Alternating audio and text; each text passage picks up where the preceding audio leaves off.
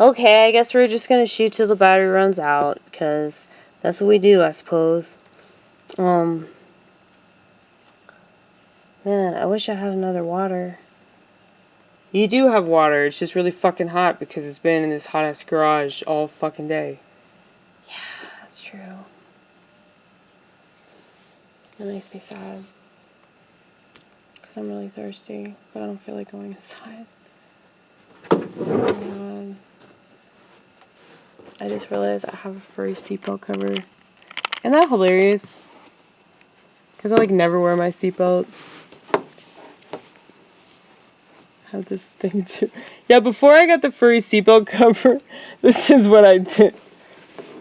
This is like Super Mario fabric that I like put on the seatbelt with fucking electrical tape. It's so ghetto, dude. Like, I'm so ratchet. It's okay though.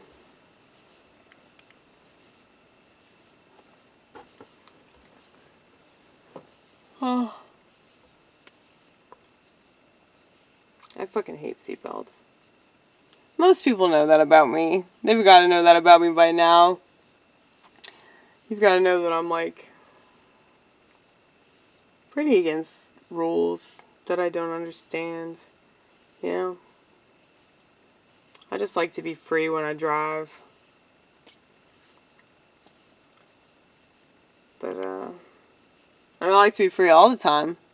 That's why I don't have a smartphone. Because, like, the smartphone is probably the best example of slavery I've ever seen. Like, they want to keep talking about slavery from, like, a long time ago. And I'm not saying that shit wasn't bad.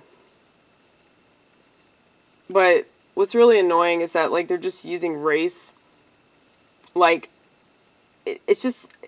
When you talk about slavery from, like, a long time ago, and then you talk shit about white people, it's like, you want to...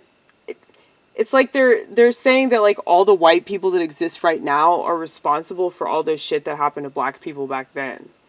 Which is probably, like, the dumbest shit. And I get that, like, they have been subjected to, like, countless levels of, you know, brainwashing in regards to, like, you're oppressed because you're black. You're always oppressed and you're always a victim and cops are always taking you out. And, you know, it's like they've been fed that shit for so long. And then, you know, you look at all the rap music and it's just like people just don't understand that it's a lot more complicated than they just want it to be really simple. Black or white, right? Yeah, doesn't that just make sense?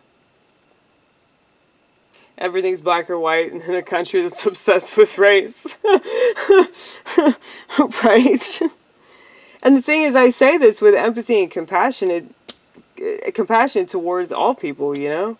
And people on my side, you know, people that are on the right, you know, because I'm not going to be ashamed to say that. Like, I am extremely conservative, but that's because I was liberal. So we learn from our mistakes, damn it. It takes a while sometimes, but eventually we get there. Thank you, Lord. Thank you, Lord, for your patience. Thank you for your grace. We appreciate it.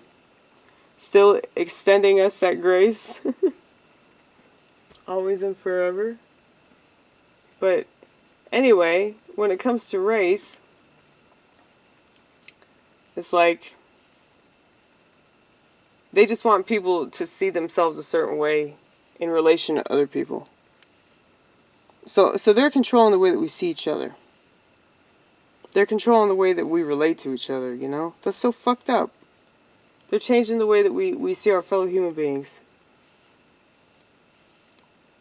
And not only that, if you think about it, you know that saying, like, oh, if you talk to yourself, it's fine unless you talk back or whatever the fuck. Well, fuck. I mean, I talk to myself all the time. It's like a full-blown conversation. Like, I mean, I'll be, like, arguing with myself and shit. But I'm, like, so open and honest about that. Like, I would tell you straight up, like, yeah, I do this, and I'm well aware of the fact that I do this, and it's weird, and it doesn't make sense to a lot of people, you know? But I mean, they would want to, like, put me in the fucking loony bin for that shit. All because I act weird. Or, like, oh, I talk to myself. So they're, like, telling you the relationship that you're allowed to have with yourself. You understand? They're telling you you can't have a conversation with yourself. You can't do that. Because if you do that, you're crazy. You're an outcast. I think that just means that you have a fuck ton of self-awareness. It might be an inconvenience. It might be really annoying. Because, much like me, you might, you know, just get lost in that shit. You know, that's why they call it, like, like, people living in your head rent-free or whatever the fuck. The Section 8 housing lodge in my head that I joked about last night is so true. I'm so glad I did that joke in like, a black room. That was good.